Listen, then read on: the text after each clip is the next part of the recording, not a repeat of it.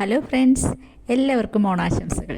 ഇന്ന് ഞാൻ ഉണ്ടാക്കുന്നത് നമ്മൾ ഓണത്തിൻ്റെ നാളുകളിലൊക്കെ നമ്മുടെയൊക്കെ വീടുകളിൽ ഉണ്ടാക്കുന്ന ബ്രേക്ക്ഫാസ്റ്റ് ഉണ്ടല്ലോ, അതാണ് പണ്ട് ഉണ്ടാക്കാറുള്ളത്. ഇപ്പോൾ പിന്നെ പഴം പുഴുങ്ങിയതും കായ വറുത്തതൊന്നുമല്ല.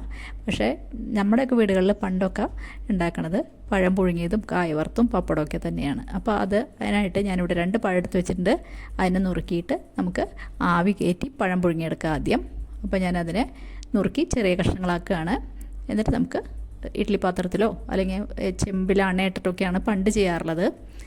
ഇപ്പം ഞാൻ ചെയ്യണത് ഇഡ്ഡലി പാത്രത്തിൽ വെള്ളമൊഴിച്ച് അതിൽ നമ്മൾ സാധാരണ പഴം പുഴുങ്ങിയെടുക്കണ പോലെ ഇഡ്ഡലിയുടെ തട്ട് വെച്ച് പെട്ടെന്ന് തന്നെ നമുക്ക് പഴം പുഴുങ്ങിയെടുക്കാം കേട്ടോ.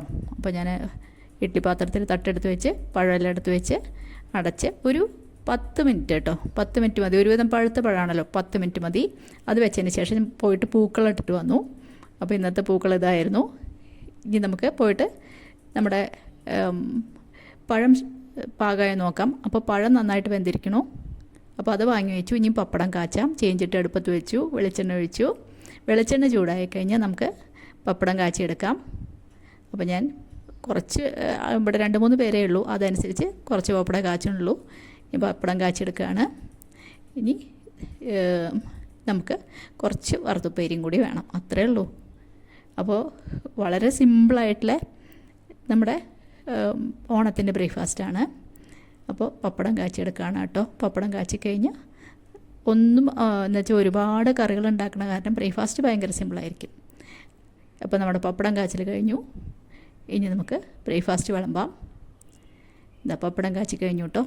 ഇനി നമുക്ക് ബ്രേക്ക്ഫാസ്റ്റ് വിളമ്പാം. ആദ്യം പപ്പടം വെച്ചു. ഇനി നമുക്ക് പഴം നുറുക്കിയത് വിളമ്പാം. പഴത്തിൻ്റെ നുറുക്കുകൾ വിളമ്പുക. അതിനുശേഷം വറുത്തുപ്പേരി എന്നാണ് പറയുക, കായ വറുത്തത്. അത് 2 തരത്തിലുണ്ടല്ലോ, അത് 2, 3, 4 നാലായിട്ടുള്ളതും പിന്നെ വട്ടത്തിൽ നുറുക്കിയതും പിന്നെ നമ്മുടെ ശർക്കരപ്പേരിയും. അത് ഏത് വേണമെങ്കിൽ രാവിലെ കഴിക്കാം. രാവിലെ മധുരം വേണ്ടാത്തതുകൊണ്ട് ഞാനിവിടെ കായ വറുത്ത് മാത്രമേ എടുക്കുള്ളൂ. ഇതാണ് കേരളത്തിൽ പണ്ടൊക്കെ സാധാരണ വീടുകളിൽ എല്ലായിടത്തും ഓണത്തിൻ്റെ ദിവസങ്ങളുണ്ടാവണ ബ്രേക്ക്ഫാസ്റ്റ്. അപ്പോൾ എല്ലാവർക്കും ഒരിക്കൽ കൂടി ഓണാശംസകൾ കേട്ടോ. എല്ലാവർക്കും ഈ കൊല്ലം വളരെ നന്നായിരിക്കട്ടെ. എൻ്റെ വീഡിയോ ആരെങ്കിലും ആദ്യമായിട്ട് കാണണമെങ്കിൽ ഒന്ന് സബ്സ്ക്രൈബ് ചെയ്ത് സപ്പോർട്ട് ചെയ്യാൻ മറക്കരുത്.